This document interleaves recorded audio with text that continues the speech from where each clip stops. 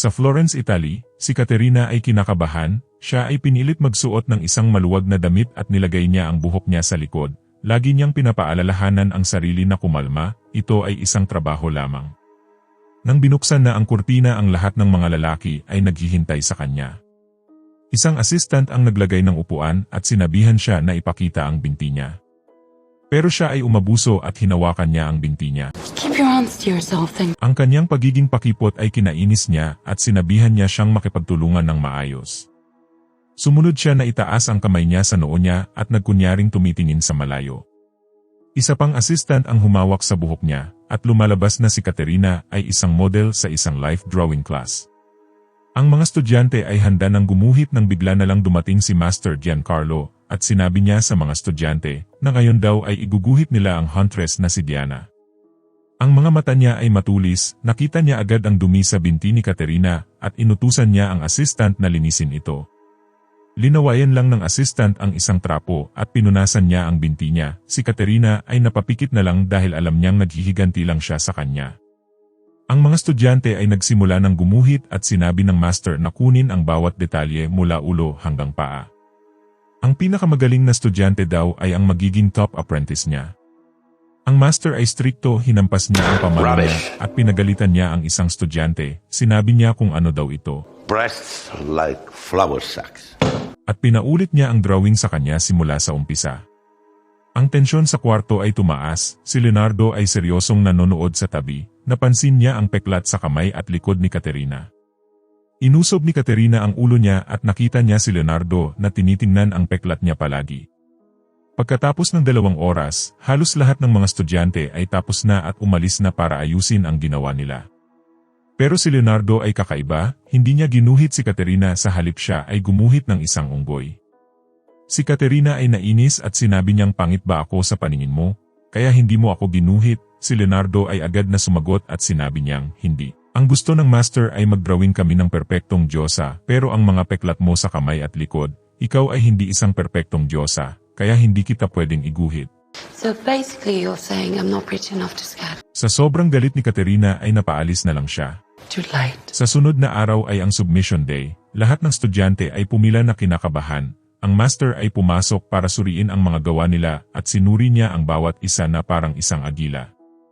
Pinakita ng unang estudyante ang drawing niya, tiningnan ito ng master at sinabi niyang masyadong mataba, bagsak. Pumunta siya sa pangalawang estudyante at sinabi niyang, nanay mo ba to?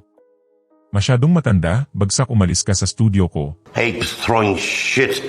Have more talent. At ang pangalawang estudyante ay pinalayas. Ang pangatlong estudyante ay confident na pinakita ang gawa niya. Tiningnan ito ng master at sinabi niya, hindi masama, maganda ang linya at desenteng hugis, pero hindi mo nilagyan ng puso, pag-isipan mo mabuti ito. At nang si Leonardo da Vinci na, kinuha ng assistant ang drawing niya at nakita ng master ang papel niya na blanco at sinabi niyang, niloloko mo ba ako?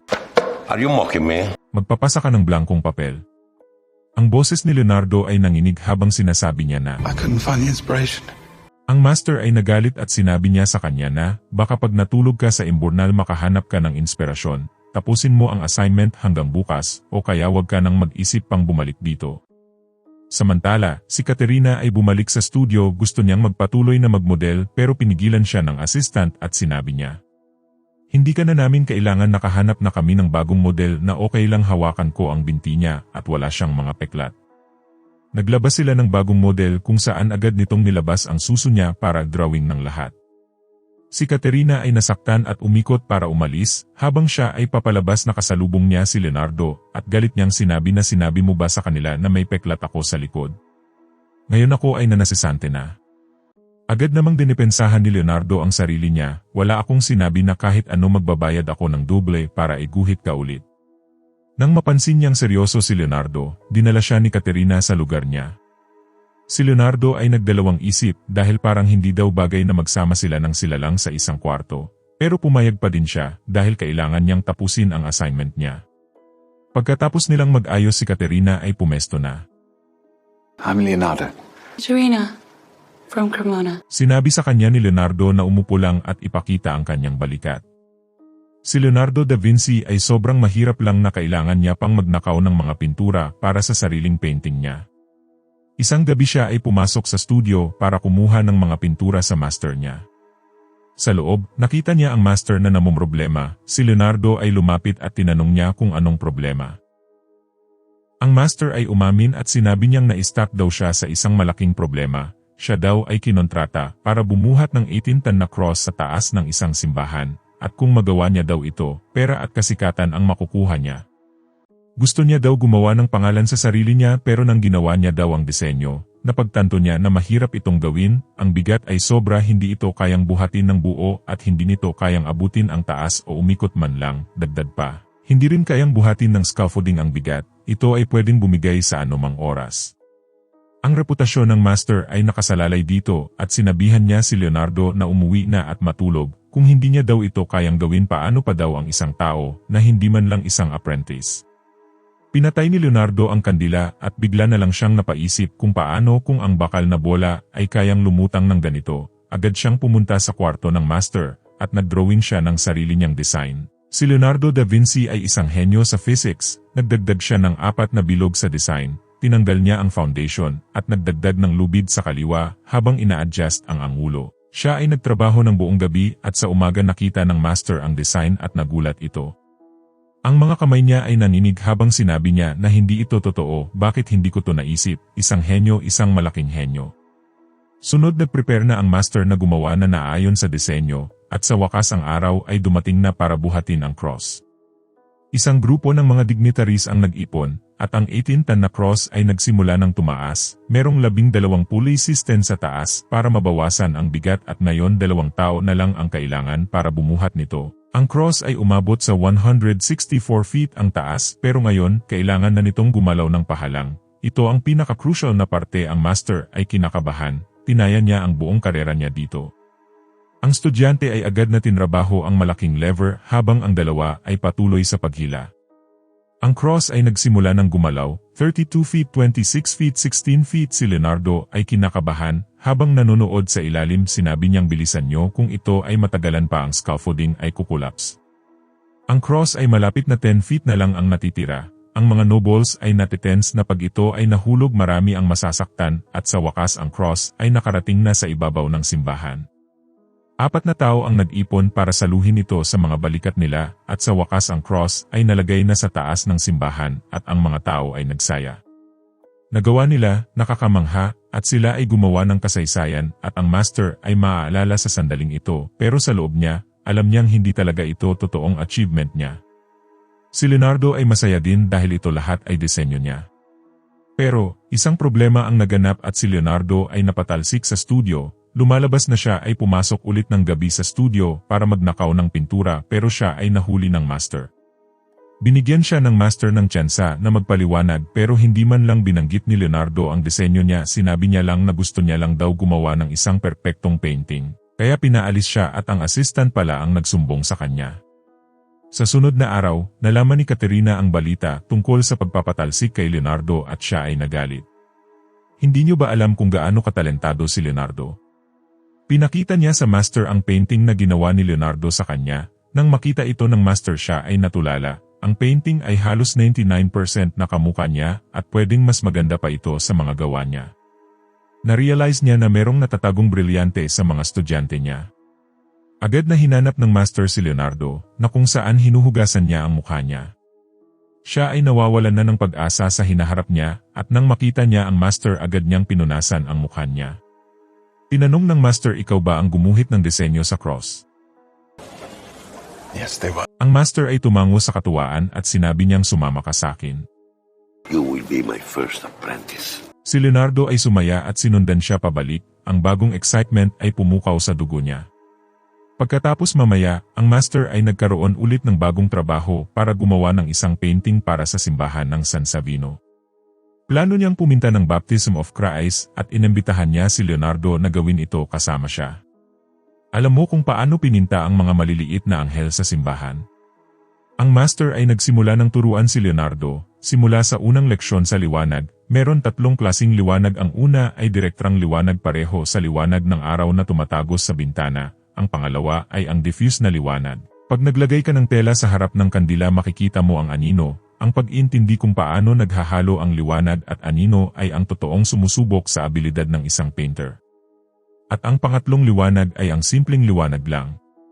Dinala ng master si Leonardo para tumingin sa labas at pinaliwanag niya na ginugol niya daw ang buong buhay niya para lang makapture ang kagandahan ng mga sandali. Ang pangalawang leksyon ay tungkol sa paghahalo ng mga kulay. Hinalo ng master ang yellow at blue na kulay at ito ay nagresulta sa olive green. Ang pangatlong leksyon ay ang pagguhit mismo. Ginawa nila ang pinapagawa ng simbahan ng San Sabino kung saan malapit na din matapos ng master ang painting. Ang natitira na lang ay ang pinakamahirap, isang maliit na anghel na si Leonardo ang tatapos. Habang tinitingnan ni Leonardo ang guhit ng anghel, siya ay nagdalawang isip bago pa man niya simulan ito. Pinikit niya ang mga mata niya at sinubukan niyang isipin kung ano ba talaga ang totoong itsura ng mga anghel. Sa ikinagulat niya ang lumabas sa isip niya ay si Caterina. Na-inspired, kinuha niya ang trapo at binura niya ang drawing, sunod iginuhit niya na ang anghel batay sa naiisip niya. Siya ay nagtrabaho simula sa madaling araw hanggang sa takip-silim at mula sa takip-silim hanggang sa madaling araw. Pinupulido lahat ng aspeto ng anghel at sa wakas ay natapos niya na ang obra. Ang master ay nanonood sa likod at klarong nalagpasan na ni Leonardo ang master niya. Isang proud na ngiti ang lumabas sa mukha ng master. Sa araw ng paglalahad, si Leonardo ay nakatayo sa tabi ng master na puno ng pananabik. Ito ang unang pinakamalaking ginawa ni Leonardo, at nang buksan ito ang mga tao ay nagpalakpakan. Ang lahat ay nagandahan sa painting, lalo na sa maliit na anghel. Ito ay napakaganda. Kahit na ang duke na si Ludovico Sforza ay inofferan si Leonardo ng isang trabaho kung saan doble ang sahod at isang pribadong studio, pero si Leonardo ay tumanggi, hindi niya daw kayang traidorin ang master niya. Binalaan siya ng duke na kapag daw tinanggihan niya ang oportunidad na ito ay baka hindi siya magkaroon ng pagkakataon pa. Pero si Leonardo ay desidido pa rin sa desisyon niya. Ang makita si Leonardo na nakukuha niya lahat ng papuri ay hindi nagugustuhan ng isa pang assistant, kung hindi dahil kay Leonardo ay siya dapat ang magiging first apprentice at ngayon nawala na ang pwesto na ito kay Leonardo. Pagkatapos patalsikin si Leonardo dahil sa mga pintura, hindi niya inaasahan na makakabalik pa si Leonardo ng mas may reputasyon. Ang assistant ay bumanat ulit nang kinausap ng isang lalaking model si Leonardo tungkol sa painting at nang sila ay pumunta sa bahay nila. Ang assistant ay nagpadala ng isang sulat sa judge na sinasabing si Leonardo daw ay may pinagbabawal na relasyon. Si Leonardo ay inaresto at dinala sa kulungan. Dinalhan siya ni Caterina ng mga papel na may nakasulat na huwag matakot. Si Leonardo ay nakaramdam ng pagiging kalmado at iginuhit niya ang ibang mga bilanggo. Sa kabutihang palad, nagustuhan ng isang lalaking may kamag-anak sa bangko ang drawing niya at nagawa niyang mapalaya siya. Subalit sa pagbabalik niya, ay gusto siyang patalsikin ng master sa studio. Hindi daw siya pwedeng magkaroon ng taong may masamang reputasyon na nagtatrabaho sa kanya. Kahit na daw na hinahangaan niya ang talento ni Leonardo, kung mananatili daw siya ay pwedeng maapektuhan ang mga makukuha niyang kontrata at kailangan niya din daw isipin ang ibang mga artist na umaasa din sa kanya. Si Leonardo da Vinci ay napatalsik sa studio na wala sa kanya ang tanging pinagkakakitaan niya. At nang akala niya na wala na siyang pag-asa, siya ay nakatanggap ng isang trabaho mula sa isang banker na ipinta ang anak niya para sa kasal nito. Ang request ay para sa isang okasyon, pero ang mukha ni Geneva ay puno ng kalungkutan. Kinukumplikado nito ang mga bagay para kay Leonardo. Pinayuhan siya ni Caterina na tanggapin niya na daw ang realidad, siya ay napatalsik at may masamang reputasyon, ito daw ay pambihirang pangalawang pagkakataon, kaya bakit niya daw ito ginagawang mahirap para sa sarili niya. Sinabihan niya siya na gawin na lang ang request ng kliyente, at para pasalamatan si Caterina sa lahat ng tulong niya, tinulungan siya ni Leonardo na maghanap ng trabaho bilang isang yaya. Sa sunod na araw, sila ay dumating sa bahay ng kliyente at sinimulan na ni Leonardo ang trabaho niya. Ang mga bagay ay lumalabas na mas mahirap sa inaakala niya. Si Geneva ay nagpapakita ng kalungkutan at hindi man lang siya ngumingiti, kahit na ano pa ang sabihin ni Leonardo, siya ay nananatili pa ring malungkot. Si Leonardo ay napilitang ipinta muna ang background ng ilang araw bago ang mukha niya, at sa wakas isang araw na silayan na ni Leonardo ang ngiti ni Geneva nang bumisita ang kaibigan niya na si Bernardo. Si Bernardo ay ang inspektor ni Duke Ludovico at agad siyang nahumali kay Caterina. Si Geneva ay masaya habang lumalapit siya sa kanya, at sa mga sandaling iyon, agad na na-realize ni Leonardo na si Bernardo talaga ang gusto pakasalan ni Geneva. Pagkatapos ng ilang araw na pagsisikap, natapos na ni Leonardo ang painting at nang makita ni Geneva ito, siya ay walang masabi sa excitement. Si Leonardo ay nanatiling totoo sa paningin niya, ginuhit niya ang totoong siya, isang kagandahan na humahawak ng isang dahon na sumisimbolo sa pamilya niya at sa unang pagkakataon, pinakita ni Geneva ang totoo niyang mga ngiti. Pero, ang banker ay nagalit at ginupit niya ang ilalim na bahagi ng painting at hindi niya binayaran si Leonardo. Nang wala ng ibang mapuntahan, si Leonardo ay lumapit sa tatay niya, na umabandona sa kanya dati nung bata pa lang siya. Maraming salamat sa panunood. Like and subscribe my channel for more videos.